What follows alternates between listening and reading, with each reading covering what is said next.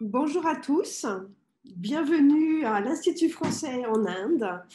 Écoutez, je suis absolument ravie que dans le cadre du bicentenaire de la naissance de Charles Baudelaire, nous soyons cet après-midi ou ce matin pour nos panélistes heureux de nous retrouver.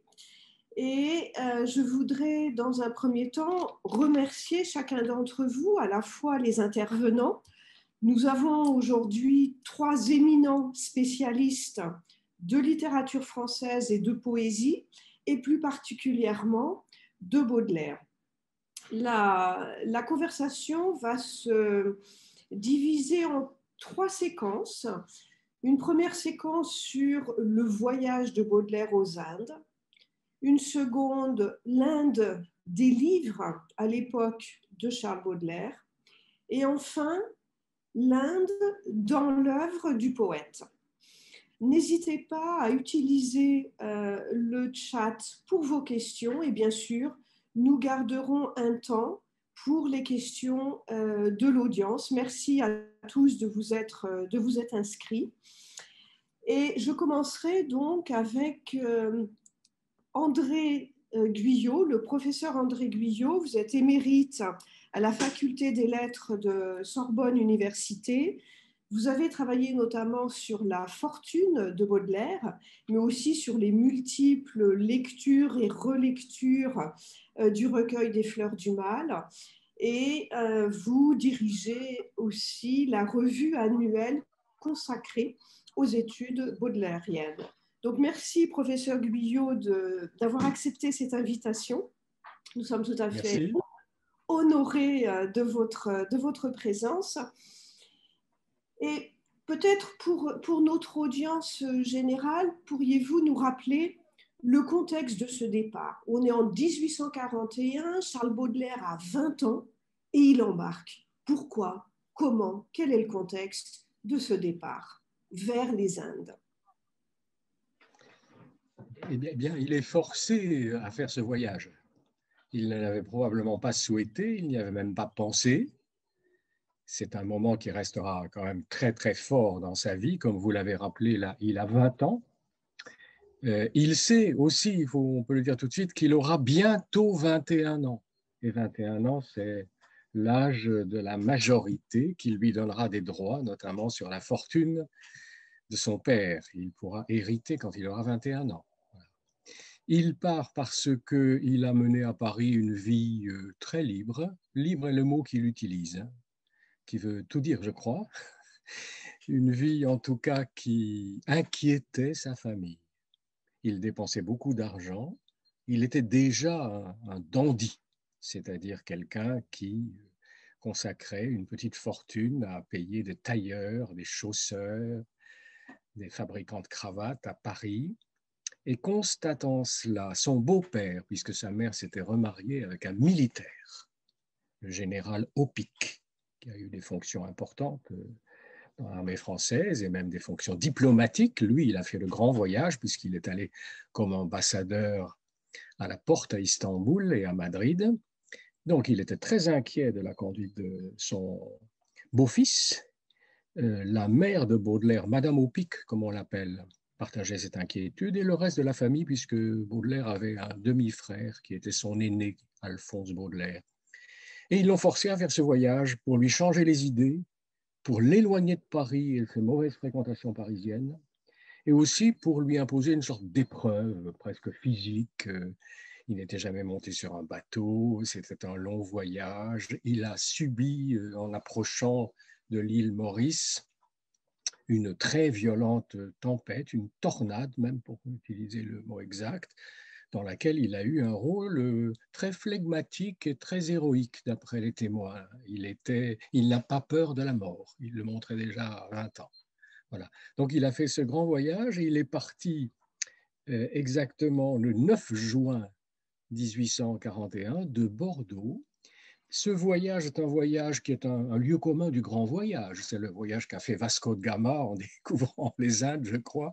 C'est-à-dire qu'il consiste à longer les côtes de l'Afrique et puis à prendre le tournant du cap de Bonne-Espérance, à remonter en faisant des escales dans les différentes îles jusqu'au port de l'Inde, n'est-ce pas? Alors, pour dire la vérité, Baudelaire n'est pas allé aux Indes. Il faut, il faut insister. On n'entend pas là. Oui. On ne nous entend pas, attendez une seconde. Il n'est pas arrivé, pardon, il n'est pas arrivé jusqu'à Calcutta, Non, voilà. qui était la destination finale de ce Oui, paquebot oui, des oui. mers du Sud. Alors, encore une fois, qu'est-ce qui s'est passé? Et qu'est-ce qui s'est passé surtout Oui, pendant ces 64 jours oui, coincés en escale forcée, voyage forcé, escale forcée, qui ajoute peut-être à oui, l'aventure. oui. Pendant donc ces 64 jours, que fait-il? Alors, il faut dire que le voyage est un très long voyage quand même, hein. Il l'a interrompu. On va préciser dans quelles circonstances et pour quelles raisons. Il l'a interrompu, mais il est quand même resté éloigné de l'Europe, éloigné de France pendant un peu plus de 9 mois. C'est quand même très, très long. Alors, le bateau qui était commandé par le capitaine Salis, qui avait pris Baudelaire sous sa protection, a fait une première escale à l'île Maurice, où Baudelaire et les autres voyageurs ont passé à peu près 18 jours. Puis, l'escale était forcée parce que, à cause de cette tornade, le bateau était endommagé. Donc, il fallait réparer. Et ces réparations ont pris un peu plus de 15 jours. Puis, de l'île Maurice, pas très loin, ils sont allés à l'île Bourbon, comme on l'appelait à l'époque. C'est l'actuelle île de la Réunion. Et là, Baudelaire y a séjourné un petit peu plus d'un mois. Alors, ce qu'il a fait dans ces deux îles, on ne le sait pas très très bien, hein. On sait par le rapport que la capitaine Salis a adressé au général Opic qu'il a refusé de comprendre, d'entrer en contact, qu'il est resté lui-même, qu'il s'est isolé, qu'il lisait ses livres, qu'il voulait absolument entrer en contact avec les milieux littéraires de l'île Maurice et de l'île Bourbon, mais qu'il ne frayait pas, comme on dit nous maintenant, avec la population locale. Et le capitaine Salis a été étonné de cette absence de curiosité. Il était enfermé en lui-même. Alors, ce qui s'est passé, c'est que donc Baudelaire a refusé ou obtenu l'accord du capitaine Salis de ne pas continuer le voyage. Donc, le bateau, le paquebot des îles du Sud, est reparti avec le capitaine Salis vers Calcutta. Et Baudelaire n'y était pas. Il a attendu sur l'île Bourbon qu'un autre paquebot, l'Alcide, le prenne à son bord pour qu'il rentre sans escale apparemment jusqu'à Bordeaux, où il a débarqué, je crois exactement, le 15 février 1842. Et le 9 avril suivant, c'est-à-dire aujourd'hui, il y a 200 ans exactement, puisque nous sommes le 9 avril, hein, le 9 avril suivant, il a 21 ans. Voilà, donc il pourra disposer, il le sait, hein, il pourra disposer de l'héritage de son père. On ne sait pas très bien ce qu'il a fait dans ces îles, mais il y a quand même des échos dans son œuvre de son voyage en général, de son séjour là-bas. Des échos que je dirais assez discrets. On voit des tamariniers, des oiseaux des mers, ne serait-ce que l'albatros évidemment, des parfums qu'il a probablement captés, hein, dans tous ces lieux exotiques, des fruits, des fleurs qui semblent venir de là-bas, mais la touche dans les fleurs du mal, venant de ces deux îles et de ce grand voyage, et puis dans le recueil de poèmes en prose, là, le spleen de Paris, reste discrète, hein.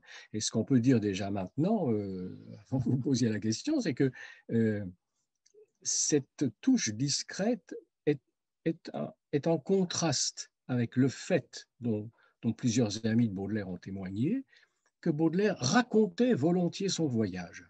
C'est une époque où on voyageait beaucoup, on était fiers de voyager. Et il semble que Baudelaire, à certaines occasions, donnait des recettes créoles, racontait ses aventures avec des femmes qu'il avait rencontrées là-bas, avec beaucoup de verve.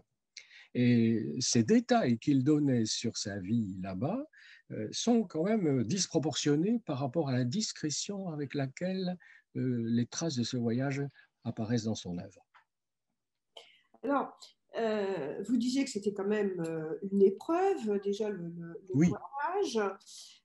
En quoi ça a pu être néanmoins une expérience poétique? Et est-ce que cette expérience poétique, qu'elle soit sur des îles où il y a quand même une émigration indienne déjà, Oui. est-ce que une expérience sur une autre île ou sur un autre espace géographique, c'est difficile de répondre, aurait donné autre chose que les fleurs du mal, même avec une touche discrète? Et je risque de vous répondre comme tout à l'heure, on ne le sait pas trop, hein, on ne le sait pas trop. Il est resté un peu évasif. À la fois, il se vantait d'être allé aux Indes.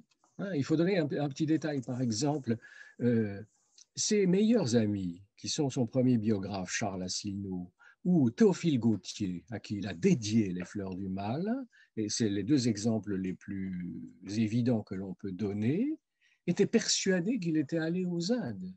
Et même dans un de ses textes, Théophile Gautier dit qu'il est né aux Indes, comme s'il avait été jusqu'à ce mensonge extraordinaire, n'est-ce pas?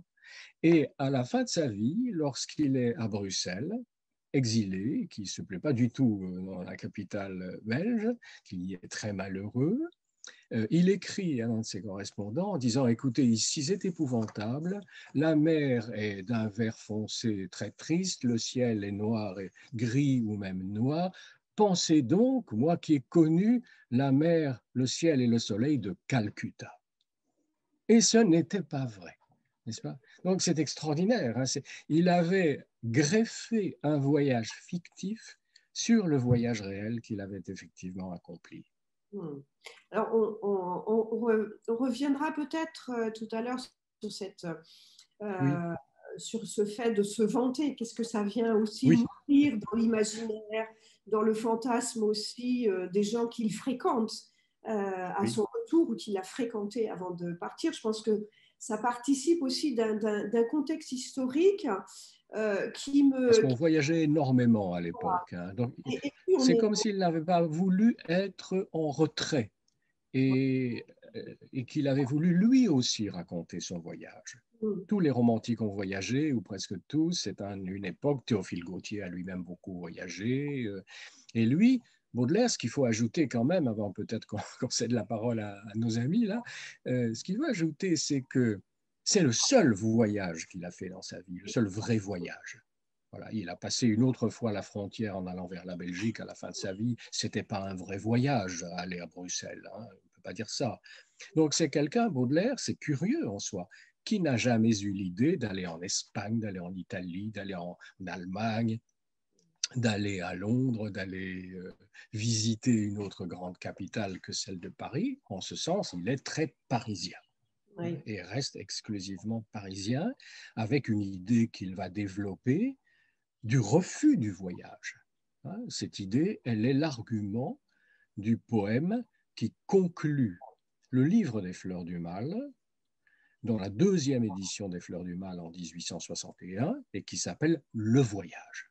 Et c'est un poème magnifique, très pessimiste, où il explique que le seul vrai voyage, c'est le voyage qui fait passer de la vie à la mort, et que les autres voyages ne sont que l'objet de l'illusion de ceux qui croient changer leur vie en voyageant, et changer les choses alors qu'ils ne font que les déplacer. C'est la raison pour laquelle on pourrait davantage parler du non-voyage de Charles Du Baudelaire non-voyage, aux oui. Indes et qui en Oui, même temps s'inscrit dans ce paradoxe. Vous rappeliez ce dernier poème des Fleurs du Mal, ce refus du voyage. Et cet unique voyage rend encore plus singulier cette expérience poétique. Et je voudrais oui. peut-être, pour remettre aussi dans ce contexte à la fois du voyage, mais aussi de la littérature de l'époque, de la deuxième moitié du 19e siècle, me tourner vers vous, docteur Aurélia Cervoni. Vous êtes ingénieur d'études au Centre d'études de la littérature française de Sorbonne Université.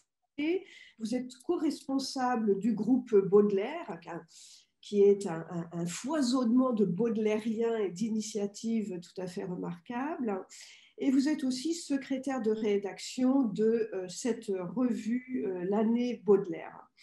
Alors, alors ma première question, je dirais, qu'est-ce qu'on lit à l'époque de Baudelaire sur l'Inde? Que lit-on au milieu de ce 19e siècle, ce siècle effectivement des messageries maritimes, de l'invitation au voyage, pour paraphraser notre cher poète, vers le lointain? Que lit-on et que lit Baudelaire? Voilà, deux questions en une. Alors, merci beaucoup. Alors, l'image qu'on peut avoir de l'Inde vers 1841 à Paris, c'est celle qu'on peut trouver dans les récits de voyage du XVIIIe siècle et du début du XIXe siècle. C'est celle qu'on peut trouver dans les encyclopédies, dans les notices de dictionnaire, dans les cours de géographie. Alors, l'Inde est décrite généralement comme un pays étrange et féerique, sombre aussi par certains côtés. On en a une représentation très, très stéréotypée, idéalisée, attachée à quelques grands repères. Le Gange, les palais des Maharajas et les temples, avec leurs coupoles et leurs minarets, la végétation exubérante et la faune exotique, les tigres et les éléphants en particulier, les étoffes colorées, bien sûr, le commerce des épices, la danse des bayadères. Il y a beaucoup de gravures qui circulent à l'époque. Alors, l'une des villes indiennes qui fait le plus rêver l'Occident à ce moment-là, c'est Bénarès. Donc, et c'est quais qui descendent vers le Gange. Alors, je vais essayer de vous montrer quelques gravures. Voilà.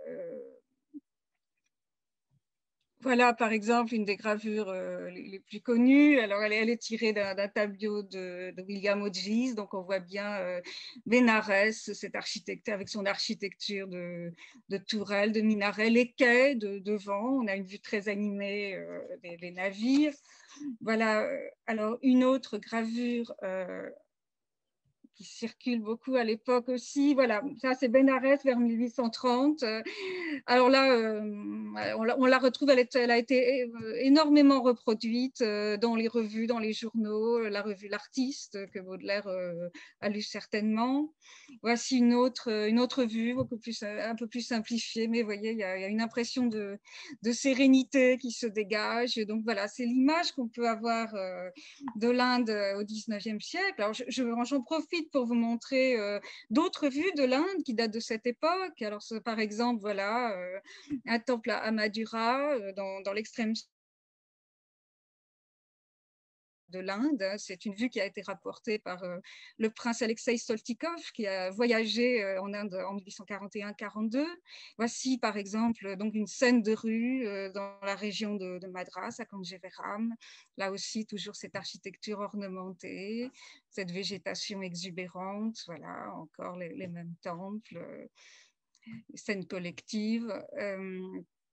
La ville de Lucknow, qui est décrite comme une ville extrêmement luxueuse. Voilà, on retrouve toujours ces mêmes détails architecturaux. Alors, je voudrais souligner qu'au milieu du 19e siècle, on a aussi beaucoup d'intérêt pour la spiritualité et la mythologie hindoue, pour les cérémonies rituelles. J'ajoute que les savants, les érudits traduisent les textes sacrés indiens. En 1840, précisément, Eugène Burnouf donne une traduction française du Bhagavata Purana sous le titre « Histoire poétique de Krishna ». Voilà, alors... Et Aurélia, est-ce qu'on peut savoir éventuellement si Baudelaire lui-même connaissait quelque chose de l'Inde à l'époque où il part? Alors, c'est sans doute une question difficile, mais est-ce que,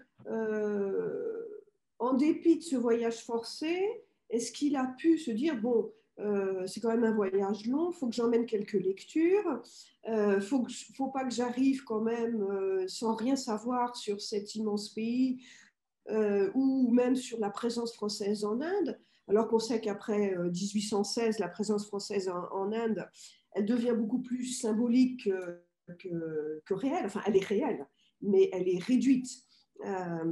Et alors, voilà, qu'est-ce qu'il emporte dans ses bagages?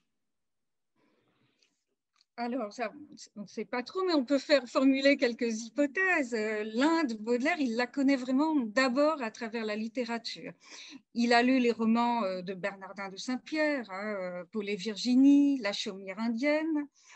Il a aussi une image idéalisée des contrées exotiques. Il a lu certainement Le génie du christianisme, Atala, qui se déroule en Amérique dans un décor de forêt luxuriante et qui a aiguisé la sensibilité du public aux paysages exotiques. Baudelaire lit aussi les poètes romantiques. Alors, il lit les orientales de Victor Hugo, là où il y a l'inspiration des Mille et une nuits qui passe dans ce recueil. Dans un autre recueil de poésie, un recueil de 1839, il y a un poème de Victor Hugo qui est consacré à l'Inde. Je vous lis les premiers vers. Puis de l'Inde, tombeau, monument constellé, vous dont l'intérieur n'offre au regard troublé qu'un amas tournoyant de marches et de rampes, froid cachot, corridor où rayonnent des lampes. C'est surprenant, hein, cette vision de Victor Hugo, très sombre, qui se rapproche finalement plus du roman noir que des représentations solaires qu'on vient de voir passer. On lit aussi au milieu du 19e siècle Balzac. Alors, Balzac, par exemple, dans La peau de chagrin, il évoque une idole recouverte d'un chapeau avec des clochettes qui représente l'Inde de manière un peu caricaturale. Voilà. Alors, Baudelaire, il a lu aussi Théophile Gautier, un auteur plus rare, plus confidentiel, mais il va lui dédier les Fleurs du Mal en 1857. Alors Gautier est l'auteur en 1838 d'un roman indien, Fortunio. Donc le héros est un prince indien qui s'installe en plein Paris et qui se fait construire un palais et un jardin tropical. Voilà. Et puis, bon, il y a aussi, alors, mais ça, c'est après le voyage en Inde, un très beau texte de Gautier sur l'Inde qui a été publié en 1852, dans Caprice des zigzags. Il a certainement contribué à nourrir l'inspiration de Baudelaire pour certains poèmes des Fleurs du Mal. Alors, Gautier place le voyage en Inde sous le signe de la féerie, du merveilleux, des effets de lumière. Je vous lis peut-être quelques phrases pour que vous voyez le style pittoresque et ironique de Gautier. On dirait que le luxe indien a voulu engager une lutte directe avec le soleil, avoir un duel à mort avec la lumière dévorante de son ciel embrasé. Il essaie de resplendir d'un éclat égal sous ce déluge de feu. Il réalise les merveilles des contes de fées. Il fait des robes couleur du temps, couleur du soleil, couleur de la lune. Métaux, fleurs, pierreries, reflets, rayons, éclairs, il mélange tout sur sa palette incandescente. Voilà. Parmi les autres auteurs que Baudelaire a lus, a fréquenté, il y a Nerval, qui est l'auteur d'un beau voyage en Orient. Nerval a adapté en mai 1850 un drame indien, un drame indien du 7e siècle, le chariot de terre cuite du roi Sudraka. Il faut aussi citer parmi les sources littéraires qui ont éveillé l'intérêt de Baudelaire les poèmes antiques de Lecomte de Lisle, où il y a une section indienne, voilà, avec des poèmes aux titres évocateurs, Surya, Bhagavat, La fille aux cheveux de lin, des poèmes panthéistes. Hein.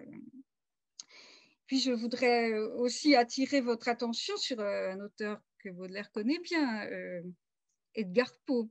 Il ne l'a pas encore rencontré lorsqu'il s'embarque en 1841 pour l'Inde. Il va le découvrir un petit peu plus tard. Alors, ce qui est intéressant, c'est que donc, Edgar Poe, je rappelle rapidement que c'est un auteur américain, un conteur, un auteur de nouvelles fantastiques.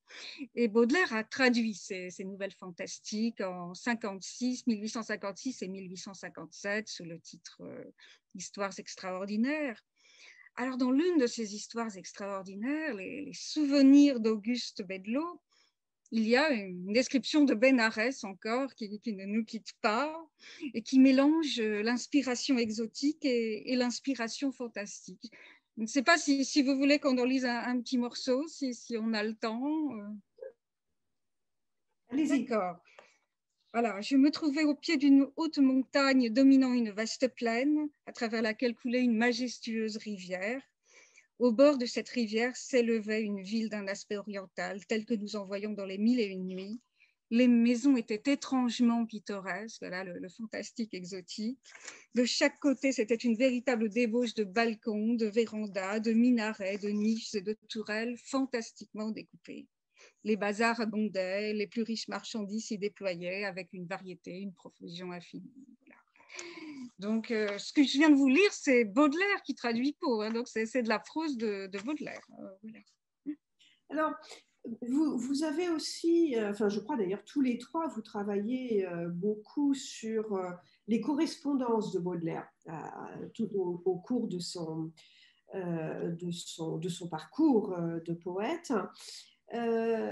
Est-ce que pendant qu'il est voilà, hors d'Europe pendant 9 mois, ce que je n'avais pas mesuré, merci André, est-ce qu'il correspond avec, alors je doute qu'il corresponde avec son beau-père compte tenu des relations peut-être pas si fluides, mais avec ses contemporains ou avec sa mère, est-ce qu'il y a des traces qui ne sont pas que des traces de l'expérience poétique, mais qui touchent à d'autres aspects du personnage, qui vont vraiment qualifier le poète en tant qu'homme libre, en tant que dandy, en tant que révolutionnaire plus tard.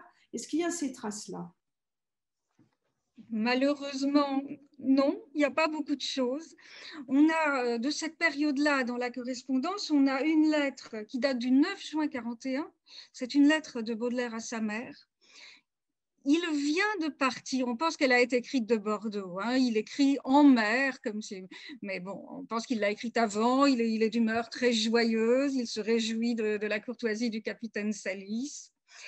Et puis, on a ensuite une lettre du 20 octobre 1841. Elle a été écrite de l'île Bourbon, donc au retour de Maurice. Et puis, elle s'adresse à monsieur Otard de Bragard, qu'il a rencontré là-bas, qui est issu à Maurice. Voilà, à Maurice. Et alors, elle contient un sonnet, l'un des premiers poèmes de Baudelaire connus, à une dame créole qui est adressée à madame Otard de Bragard. Et voilà, c'est à peu près toutes les traces que nous avons dans la correspondance de la vie de Baudelaire à ce moment-là. Est-ce que je peux ajouter quelque chose sur la question de cette correspondance? Il semble qu'il ait peu écrit donc à sa famille quand il était en mer et quand il était en escale dans les îles. Il n'a en tout cas pas écrit à ses amis. Donc il acceptait cette idée d'éloignement, d'exil, d'épreuve, si l'on veut. En revanche, sa mère en particulier était inquiète et elle lui a beaucoup écrit. Et ce qui est drôle dans cette affaire du mensonge prolongeant le voyage jusqu'aux Indes et jusqu'à Calcutta, c'est qu'un peu plus tard, revenu en France et à Paris, il écrit à sa mère en disant « Pourrais-tu intervenir auprès du capitaine Salis pour que les lettres que tu m'as écrites et qui m'attendent à Calcutta, où je ne suis pas allé, me reviennent ?» Voilà. Ils sont revenus. Donc, on ne sait pas si le capitaine Salis a retrouvé ses lettres et s'il s'est exécuté, parce que malheureusement, en général, Baudelaire n'a pas gardé les correspondances qu'il recevait. Si nous n'avons pas de lettres de sa mère, ou très très peu, ça veut dire qu'il ne les a pas gardées. Voilà. Donc, éventuellement, elles sont revenues de Calcutta jusqu'à Bordeaux et jusqu'à Paris, et il les a eues avec quelques mois de retard. D'accord. Bon, peut-être qu'elles sont, je ne sais pas, dans une archive, un grenier privé quelque part. Et non, je crains que non. Je crains que non. Je pense qu'il les a jetées, détruites. Il ne les a pas gardées. N'est-ce pas? Il était un peu indifférent à cet aspect des choses. Alors, voilà, le contexte du départ, ce que l'on lit et ce que l'on sait sur l'Inde et ce que lit Baudelaire à cette époque. Andrea Cellino, donc l'Inde dans l'œuvre de Baudelaire, Donc, vous êtes vous aussi docteur de l'Université Paris-Sorbonne. Vous avez soutenu une thèse récemment, en 2017, sur le concept de décadence dans l'œuvre de Baudelaire à Nietzsche, qui a été publiée l'année dernière aux éditions classiques Garnier. Vous êtes aussi, avec Aurélia, co-responsable du groupe Baudelaire, au sein donc du même institut. Et vos recherches portent, entre autres, sur Baudelaire et Rimbaud. Quel a été l'impact de ce non-voyage de Baudelaire aux Indes sur sa création poétique? C'est une vaste question, vous n'avez pas une heure pour la développer, mais on a très envie d'entrer un peu plus dans l'œuvre de Baudelaire, pour savoir voilà, qu'est-ce qu'il reste, même si c'est par touche, ou voilà, quels sont les grands thèmes peut-être de la poésie de Baudelaire que l'on retrouve parce qu'il y a eu cette expérience d'escale poétique et maritime. Oui, merci beaucoup. Je vous remercie d'ailleurs de votre invitation. J'espère que j'aurai 2 heures si je n'en ai pas une. Non, je voulais tout d'abord dire, c'est en effet une vaste question qui risque d'attirer une toute petite réponse. Tout d'abord parce que je voulais juste ajouter un mot en effet à cette question très intéressante du non-voyage, parce que en greffant quelques considérations, parce que Baudelaire a toujours prolongé cette légende, cette automystification. Par exemple, lorsqu'on lui a demandé des notes autobiographiques, il a entretenu cette légende même face à ceux qui connaissaient les détails de son voyage.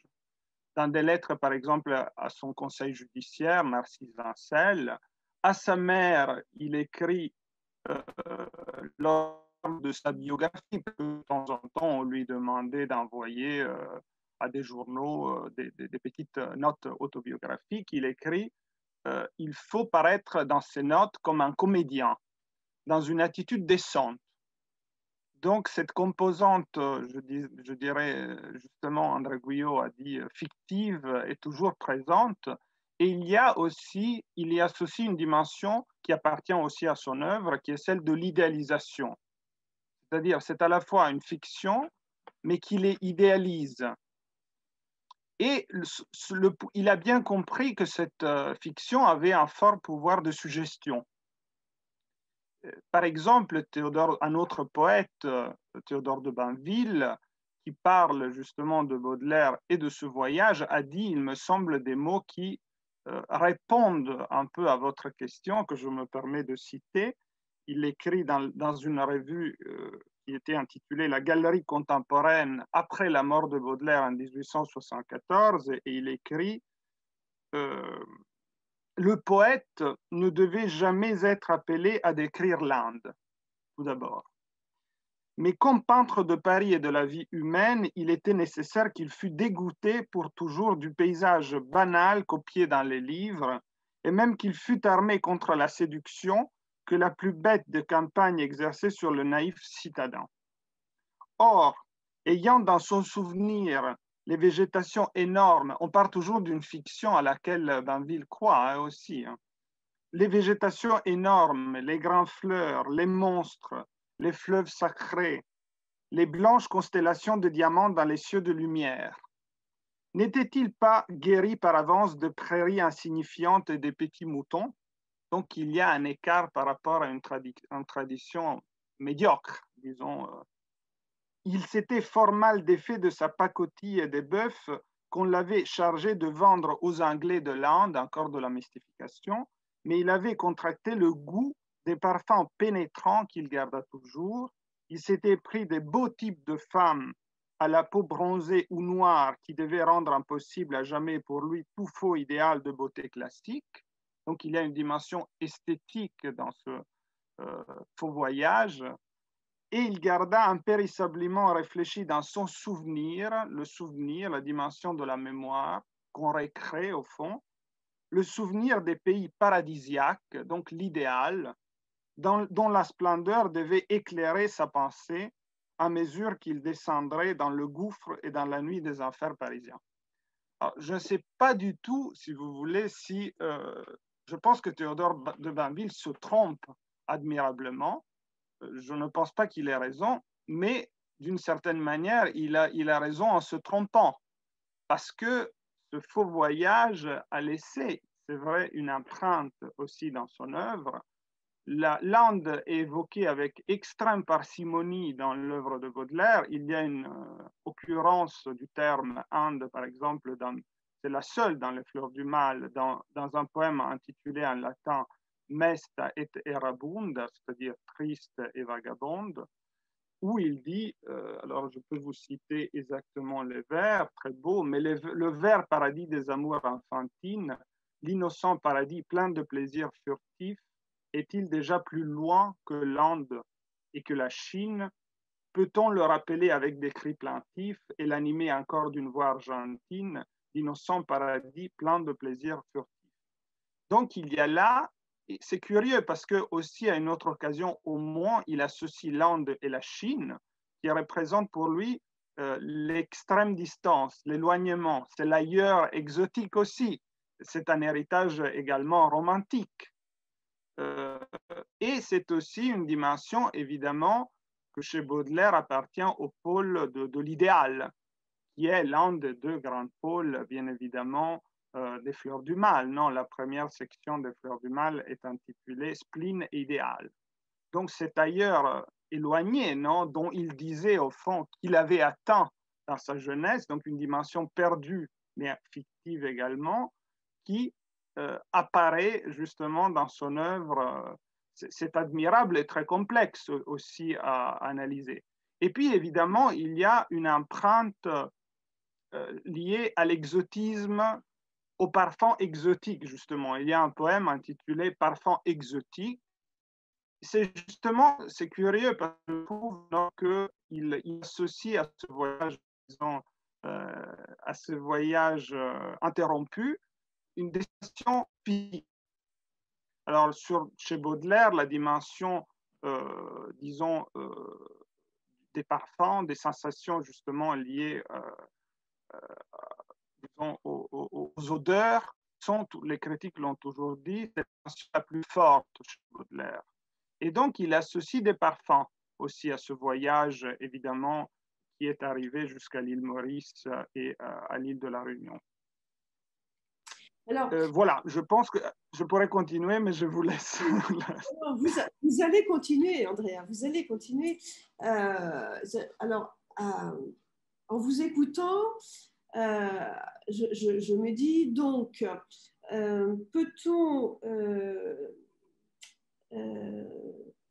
peut-on considérer que les thématiques évoquées, la recherche d'un idéal perdu, l'éloge de la beauté de la femme noire, l'éveil des sens, des parfums, des saveurs, des paysages, est-ce qu'ils auraient, alors c'est encore une question qui amène vraisemblablement une réponse hypothétique, mais tout de même, est-ce que ces thématiques que l'on retrouve dans la poésie baudelairienne auraient existé si Baudelaire n'avait pas eu cette expérience de cet unique voyage? Est-ce qu'on peut imaginer qu'il aurait effectivement puisé dans les lectures que Aurélia rappelait tout à l'heure? Voilà, est-ce que Baudelaire serait baudelairien sans ces escales? Difficile à dire. C'est un effet. Je pense que Baudelaire aurait été Baudelaire probablement sous d'autres formes pour certains poèmes.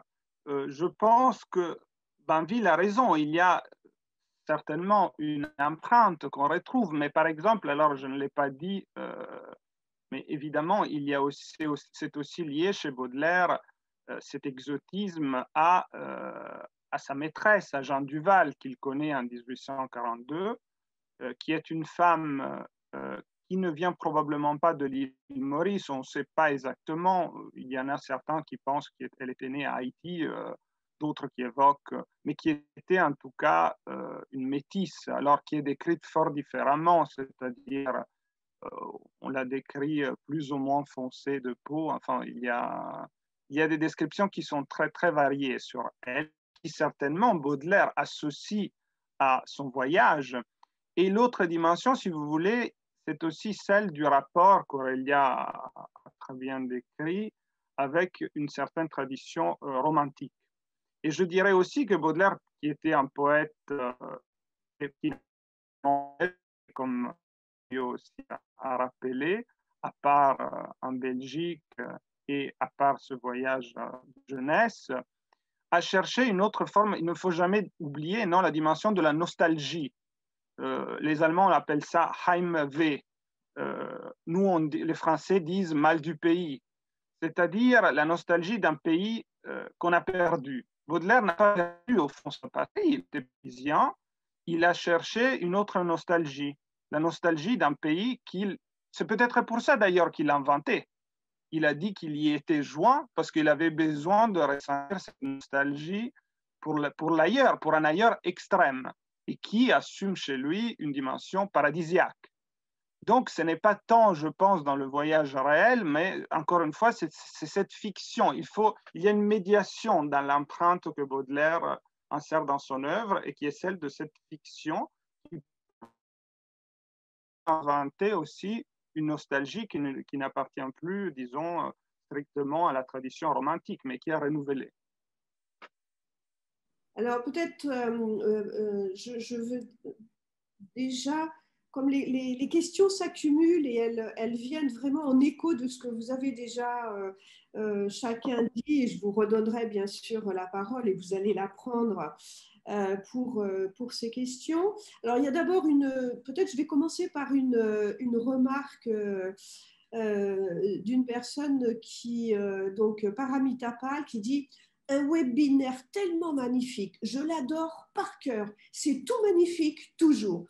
Volontairement, je ne corrige pas tellement l'expression de Paramita est enthousiaste et dans ce que vous venez déjà de partager. Il y avait précédemment une autre remarque et une question, plutôt une remarque qui était que quelqu'un disait tout à l'heure, pour moi, Charles Baudelaire a toujours été un poète sombre. Si je mettais ses poèmes en peinture, j'y verrais soit une espèce d'éternité, soit la vision de la mort. Qu'est-ce que vous pensez de cette remarque, de ce commentaire?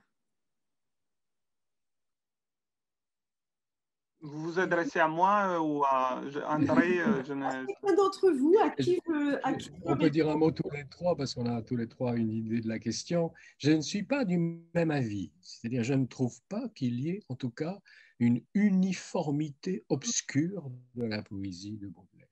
Je crois qu'elle est suffisamment complexe, la poésie de Baudelaire, pour offrir à la fois le blanc et le noir et toutes les couleurs.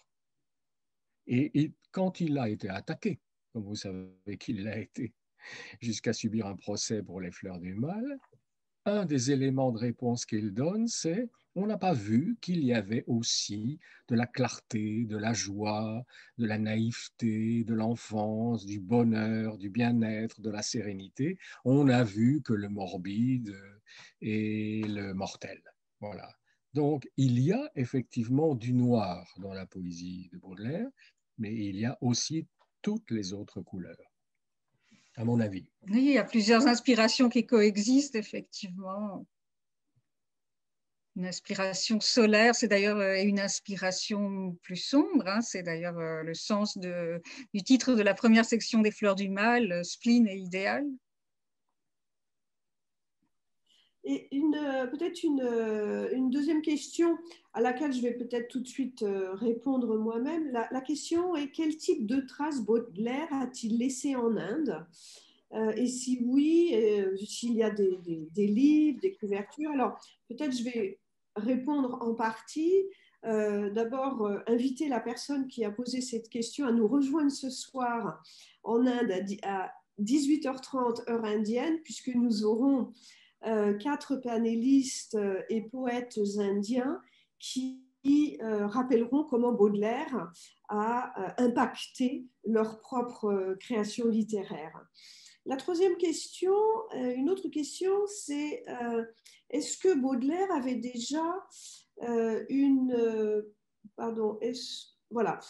est-ce que Baudelaire avait déjà une passion pour la littérature, plus particulièrement avant le début de son voyage, et s'est-il inspiré de son mensonge ou de cette fiction pour écrire? Sur cet aspect-là, vous avez déjà répondu. Donc, plutôt, voilà, sa passion de la littérature, comment en est-elle, quand, puisqu'encore une fois, il n'a que 20 ans, enfin bientôt 21. Oui, il l'avait déjà. Il l'avait déjà. Elle est probablement née très tôt, pendant qu'il était au collège. Il a eu des cours de littérature au collège. Il a fait ses études au collège Louis-le-Grand, qui est devenu ce grand lycée que vous connaissez, où l'enseignement était de très bonne qualité. Et on le mettait en contact, bien sûr, avec les littératures latines, grecques, françaises, anglaises. Il a fait de l'anglais au lycée, au collège. Et justement, c'était le problème. Si on l'envoie faire ce grand voyage, c'est parce qu'il vient de déclarer à sa famille, je veux être littérateur. Je veux devenir écrivain. Et ça a été un choc épouvantable. On imagine socialement ce que ça signifiait à l'époque, comme maintenant d'ailleurs. Ça signifie qu'il ne gagnerait pas sa vie, qu'il n'aurait pas de vrai métier, ni de stabilité, ni de notabilité. Et donc, d'où ce voyage. Peut-être une question pour Andrea que je voulais poser, mais que je laisse donc Devika Sharma la poser.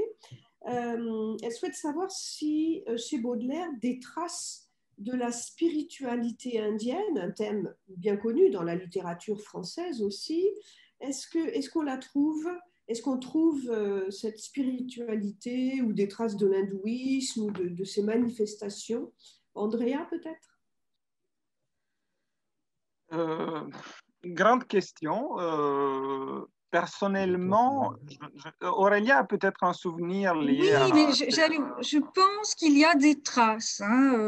Par exemple, dans le poème des correspondances, qui est quand même un poème dans lequel on peut voir un poème panthéiste. J'ai parlé tout à l'heure du panthéisme. Il y a aussi le poème de la vie antérieure qui reprend un peu le thème de la métempsychose, qui est très à la mode à ce moment-là. Théophile Gautier le traite dans un roman qui s'intitule Avatar, justement. Voilà. Donc, ce sont des traces qu'on peut voir de la spiritualité, mais ce sont des traces lointaines, de petites empreintes, comme pour employer le mot qu'Andrea utilisait tout à l'heure. Oui, et ce sont surtout, voilà, Aurélia l'a bien dit, ce sont des traces qui passent par d'autres écrivains. Donc, il y a une médiation. Ce n'est pas direct. Parce qu'en effet, oui, même correspondance, on a évoqué tellement de sources possibles, imaginables, que socialisme ou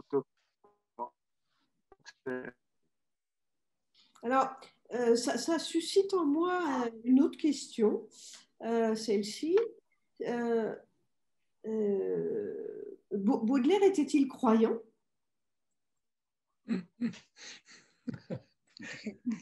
Oui. Moi, je n'ai pas entendu Baudelaire était-il croyant? Était-il croyant? C'est un des croyants. Voilà, de vie antérieure, de spiritualité, etc. Il est à la fois poète maudit, révolutionnaire, nostalgique. Quel est son rapport, pour le dire autrement, à la religion dans le contexte français du milieu du 19e siècle? Voilà, je dirais comme Andrea tout à l'heure, il faut 2 heures pour répondre à cette question. Et même, je crois qu'on n'obtiendrait rien de vraiment satisfaisant. Ce que je voudrais dire, c'est que certains mots qu'on utilise pour lui, vous avez dit révolutionnaire plusieurs fois ou croyant maintenant, honnêtement ne lui conviennent pas bien. La personnalité de Baudelaire échappe à ce type de désignation. Je ne pense pas qu'on puisse dire qu'il était révolutionnaire. Ce n'est pas ça. Il a fait le coup de fusil un jour en 1948. Il était un petit peu le contraire d'un révolutionnaire à certains égards. Et de même croyant, il était attaché à un certain nombre de dogmes chrétiens. Il y croyait, comme il aurait peut-être cru à des aspects de la religion indienne, hein, s'il l'avait mieux connu. Il était attaché au péché originel. Il croyait sans doute qu'un Dieu avait fabriqué le monde. Mais en dehors de ça, et puis il avait une spiritualité, une intimité, un rapport à Dieu par la prière et par le rôle des intercesseurs. C'est-à-dire son père qui était mort ou Edgar Poe, il les appelait pour intercéder en sa faveur auprès de Dieu. Mais en dehors de ça, il a également, je dirais, des mouvements d'humeur contre la religion et contre Dieu. Il ne veut pas se confesser, il n'assiste pas aux offices, il n'est pas un homme pieux, il est assez éloigné. Hein. On a dit qu'il y avait le paradoxe de l'existence de Dieu et de la mort de Dieu à l'intérieur de la seule pensée et œuvre de Baudelaire. C'est compliqué hein, comme question, c'est compliqué parce qu'on ne peut pas simplifier. Oui, non, on va pas simplifier et je ne peux pas vous accorder 2 heures cette fois-ci, Non, mais peut-être une autre fois. Mais ça ne on suffirait essaie pas, quand même rassurez-vous. d'arracher quelques minutes. Non, je pensais à une autre chose pour répondre, peut-être toujours dans la continuité de ce que André Gouillot a dit. Il y a aussi dans tous ces thèmes, toujours chez Baudelaire, une sorte de réversibilité. C'est-à-dire que c'est difficile de répondre de façon simple à une question. Par exemple, le voyage, en effet, sur la question du voyage ou l'exotisme, ça peut avoir un côté lumineux et idéalisant dans la poésie de Baudelaire, et ça peut, comme on a dit, être l'exact contraire, parce que comme au tout début disait André Gouillot, le voyage du poème qui clôt Les Fleurs du Mal dans l'édition de 1861, c'est le contraire d'un voyage. Et Baudelaire aussi répond à d'autres poètes ou écrivains voyageurs qui sont nombreux à l'époque, qui étaient des vrais voyageurs, comme par exemple Maxime Ducamp, qui est le dédicataire paradoxal du voyage, qui était un voyageur qui avait avec Flaubert fait un voyage lui aussi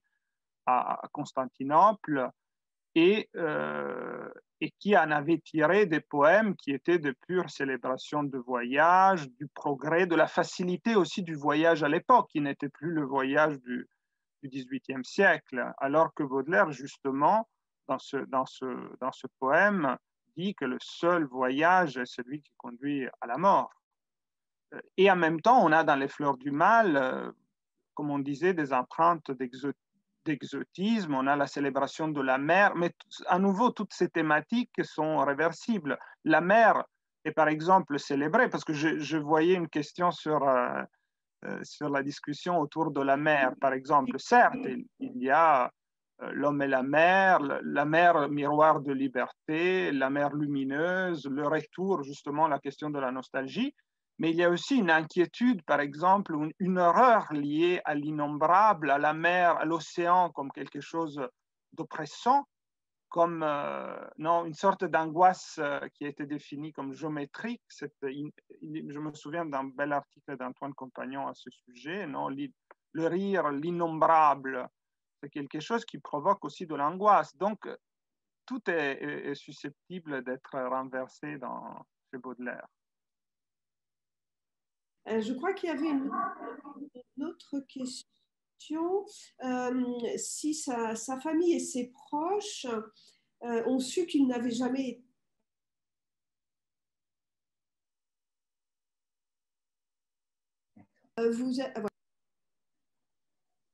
Vous m'entendez? Oui. Oui, bien sûr. Le capitaine Salis a adressé une lettre longue, assez détaillée, un rapport, si vous voulez, au général Opic, parce que c'est le général Opic qui connaît, c'est le capitaine Salis qui a confié son beau-fils Baudelaire au capitaine en question. Et donc, c'est lui qui a pris sur lui la décision d'autoriser Baudelaire à rentrer. Il a donc aussitôt adressé une longue lettre au général Opic en lui racontant, en lui donnant les raisons pour lesquelles Baudelaire avait interrompu son voyage. Et donc, sa proche famille, sa mère, savait évidemment.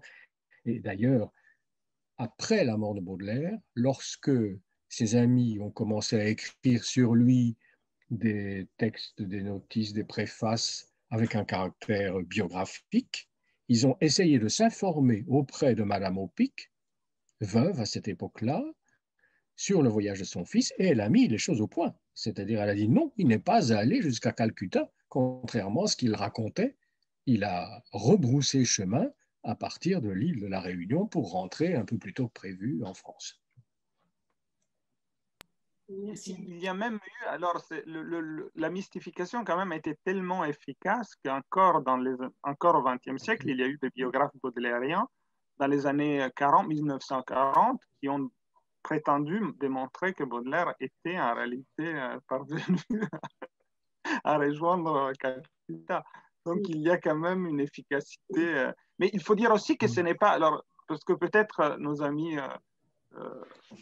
lecteurs de Baudelaire ne savent pas que ce n'est pas la seule automystification, ou en tout cas fiction baudelairienne. C'est-à-dire il y a un mythe même de Baudelaire, mais que Baudelaire lui-même a entretenu de son vivant. Il y a des livres autour justement des témoignages des amis de Baudelaire ou des connaissances où on voit que ce mythe concernait aussi sa vie à Paris. Par exemple, sa manière de vouloir étonner les autres. Donc, il y a tout un mythe et que Baudelaire entretenait, de son sadisme, par exemple, de ses comportements excessifs. Et c'est toujours extrêmement compliqué, justement, parce que, certes, c'est un mythe, il y a un côté, c'est faux d'une part, mais d'autre part, Baudelaire entretenait ces légendes. Je vais commencer par la dernière question, il y en a une autre précédemment. Que signifie l'adjectif baudelairien? Êtes-vous des baudelairiens? C'est nous. C'est nous tous. Et peut-être dans le même ordre d'idées, nous dire 2-3 mots du groupe Baudelaire. Je pense que ça peut être intéressant. C'est Aurélia peut-être qui peut répondre. Aurélia, les Baudelairiens, je dirais qu'au sens large, ce sont les passionnés de Baudelaire, ceux qui essaient, puis ce sont ceux aussi qui essaient d'en savoir un peu plus sur sa vie, les érudits.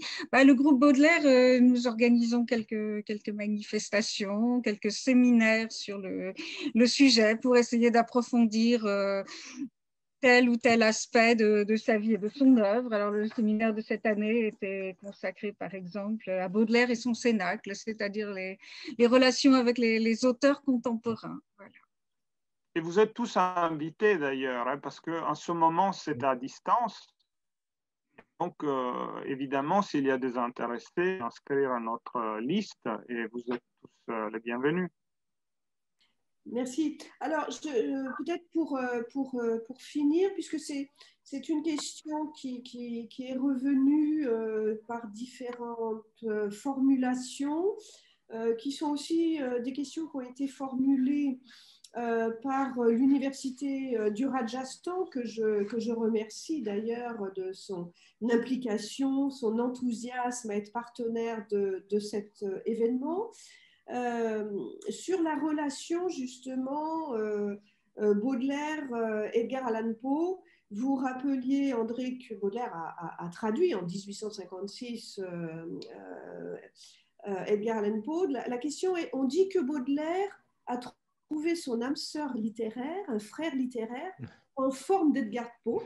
D'où vient la question qui porte sur la relation entre Baudelaire et Edgar Poe? Donc, quels sujets d'Edgar sont présents dans les œuvres de Baudelaire? Voilà, vous avez un petit peu répondu tout à l'heure, mais peut-être on peut affiner cette relation singulière entre les deux poètes.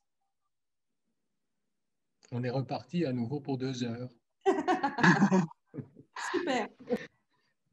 Non, il faut préciser peut-être quelque chose à propos de cette réflexion que fait Baudelaire dans une lettre tardive où il dit « Quand j'ai lu pour la première fois de l'Edgar Poe, j'ai cru que c'était moi qui avais écrit ce que je lisais. » Voilà. Et il faut remettre cette réflexion qu'il fait dans son contexte.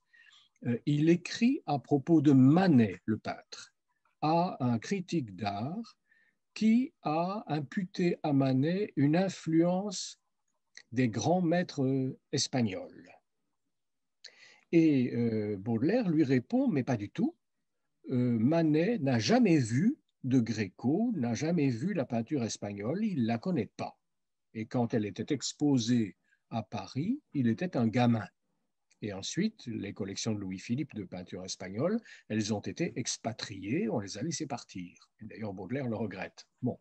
Alors, il dit ça pour soutenir l'idée qu'il y a une sorte de mystère de l'identité intellectuelle ou littéraire ou morale ou ce qu'on veut, qui consiste à se retrouver en quelqu'un d'autre. C'est peut-être une idée qu'on pourrait relier à la religion indienne, n'est-ce pas?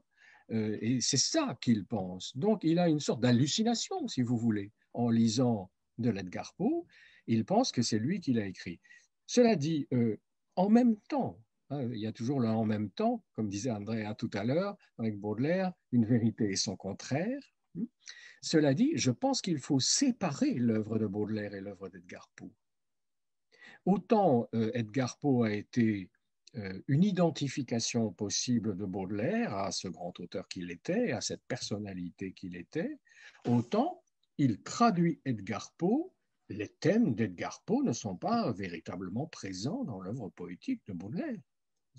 Il dit d'Edgar Poe ce qu'il dit, il joint de grands auteurs qu'il a lus et admirés, Joseph de Maistre, le fameux contre-révolutionnaire que vous connaissez, et Edgar Poe, et il dit de ces deux grands écrivains, ils m'ont appris à raisonner, c'est-à-dire à déduire, à faire des arguments et des démonstrations. Quant à la thématique, je crois que la thématique d'Edgar Poe, il l'a laissée à Edgar Poe. Il y a peut-être des petites choses qui reviennent ici ou là, et il partage sans doute avec Edgar Poe cette noirceur dont on parlait tout à l'heure. Mais je défie qui que ce soit d'aller trouver un emprunt par Baudelaire à quelque chose venant d'Edgar Poe qu'on puisse en tout cas circonscrire dans une thématique claire et nette. Je crois que ce n'est pas le cas. Merci à tous les trois d'avoir partagé là sur le chat l'adresse de vos événements, enfin du site, puisque oui. Et merci à Vidya Venkatesan d'avoir posé cette question, enfin cet intérêt de suivre vos événements. Alors voilà, il y avait une exposition sur les fleurs du mal dans le sud de la France qui représentait donc l'œuvre de Charles Baudelaire dans les peintures d'un artiste appelé Alexandre D. YKES. Je ne sais pas si vous étiez informé, mais en tout cas, la question au-delà de cette remarque, c'était le rapport de Charles Baudelaire à la peinture. Et je crois qu'on va finir par ces touches de couleurs. Là encore, je pense que la palette, elle est extrêmement vaste. Énorme. Mais voilà, je ne voudrais pas épuiser notre auditoire, ni vous épuiser vous-même, puisque vous enchaînez en ce jour de bicentenaire un certain nombre de séminaires, mais peut-être voilà, une touche picturale, un bouquet fleuri pour conclure. Et on peut rappeler simplement que Baudelaire adorait la peinture, qu'il a beaucoup écrit, pour ceux qui voudraient lire autre chose que sa poésie, il a beaucoup écrit sur la peinture, il était un très grand admirateur de Delacroix, il a beaucoup encouragé de jeunes peintres comme Manet dont on parlait tout à l'heure. Il est né avec l'amour de la peinture. Il faut dire qu'il y avait une hérédité, puisque son père, François Baudelaire, était peintre. Un peintre sans talent apparemment, et Baudelaire, Charles Baudelaire s'en rendait parfaitement compte, mais il était peintre quand même, et Baudelaire, enfant, a vu chez lui des gravures de Piranèse et des peintures que son père accrochait au mur. Et si j'ai encore une seconde, est-ce que je peux ajouter quelque chose sur le rapport de Baudelaire à la beauté? Oui. Et revenir au voyage, là, voilà, parce qu'on en a peut-être peu parlé. Baudelaire, il faut comprendre ça, avait une idée particulière qu'il a essayé de formuler, de la beauté. Il dit, la phrase est très célèbre, le beau a toujours quelque chose de bizarre. Voilà. Et donc, il y a un élément de petite monstruosité ou de déformation qui intervient dans sa conception de la beauté. Et peut-être qu'il y a une relation avec son voyage, parce que Baudelaire, dans sa vie, il le dit à un certain moment, à plusieurs reprises, a eu l'occasion de défendre son idée de la beauté en disant « Les gens autour de moi ne comprennent pas la beauté comme cela. Ils ne comprennent pas que Jeanne, donc la femme métisse avec laquelle il a vécu, était belle. » Et d'ailleurs, c'est controversé, hein, ce sujet. Il y en a qui disent qu'elle était très belle, d'autres qui disent qu'elle n'était pas très belle. Et Baudelaire, lui, défendait cette idée de la beauté qu'elle incarnait, et il l'a rencontrée dans d'autres femmes. Et peut-être qu'en voyageant, justement, il a vu d'autres types humains qui ont un peu alimenté cette idée de différence dans la beauté, en tout cas. Voilà. Il n'est pas exclu que les créoles qu'il a rencontrées ou les femmes comme la belle Dorothée, dont il parle dans le Spleen de Paris, qui est un souvenir de son séjour à l'île Bourbon, eh bien, ou à Maurice, eh bien, ont forgé, ont contribué à forger cette idée de la différence dans la beauté. Merci. Christine, excusez-moi, juste une petite... Il y aura aussi, je rappelle à notre public, il y aura une autre exposition à Paris, à la Bibliothèque nationale de France, au site Tolbiac, qui s'ouvrira en novembre 2021, donc dans quelques mois, consacrée à Baudelaire, la modernité mélancolique. En même temps, elle aura lieu de novembre de cette année jusqu'à mars 2022. Donc, où il y aura des manuscrits, ils seront présentés des manuscrits, mais aussi des tableaux. Des tableaux importants qui sont conservés au musée d'Orsay, au musée Carnavalet. Donc, on espère de voir aussi certains d'entre vous, du moins ceux qui pourront se déplacer sur place. Merci, merci Andrea de cette information. Je la complète pour revenir à l'Inde où nous sommes. C'est que la Bibliothèque nationale de France, dans une série d'initiatives qui s'appelle Patrimoine partagé, bibliothèque numérique, nous identifions actuellement entre l'Inde et la France des manuscrits, des tableaux, tout ce qui relève de la représentation de l'Inde par les Français et inversement.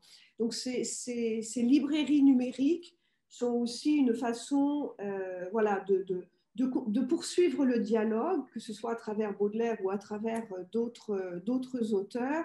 Peut-être qu'une visite virtuelle de l'exposition sera possible dans le contexte. Elle est possible, oui, oui. Voilà. Elle est possible. Elle est prévue. Il y aura une exposition réelle, une exposition virtuelle avec tous les œuvres, des textes aussi de présentation. Merveilleux. Alors, je voudrais conclure et vous remercier très, très chaleureusement tous les trois de nous avoir embarqués dans ce voyage baudelairien. Trop court, bien sûr. Je voudrais aussi témoigner des messages de remerciements de tous. Merci beaucoup pour cette session, c'était magnifique et très intéressant. Nous sommes très heureux de cette rencontre, cette discussion était très enrichissante, nous vous sommes très reconnaissants, etc. etc. Je ne lis pas tout, mais le ton est là, l'enthousiasme aussi.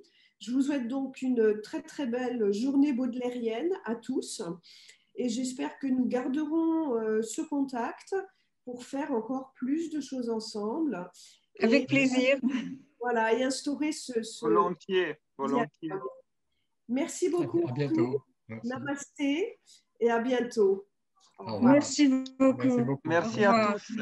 Et j'invite tous les Au revoir à tous. Merci. Tous les auditeurs à nous rejoindre ce soir à 18h30 avec Jit Tahil, avec Amrita Narayan, avec Anupama, avec Anjit Roscott et Jaya Rose qui animera cette session de l'impact de Baudelaire sur la créativité baudelairienne des poètes et auteurs indiens. Merci encore. Namasté.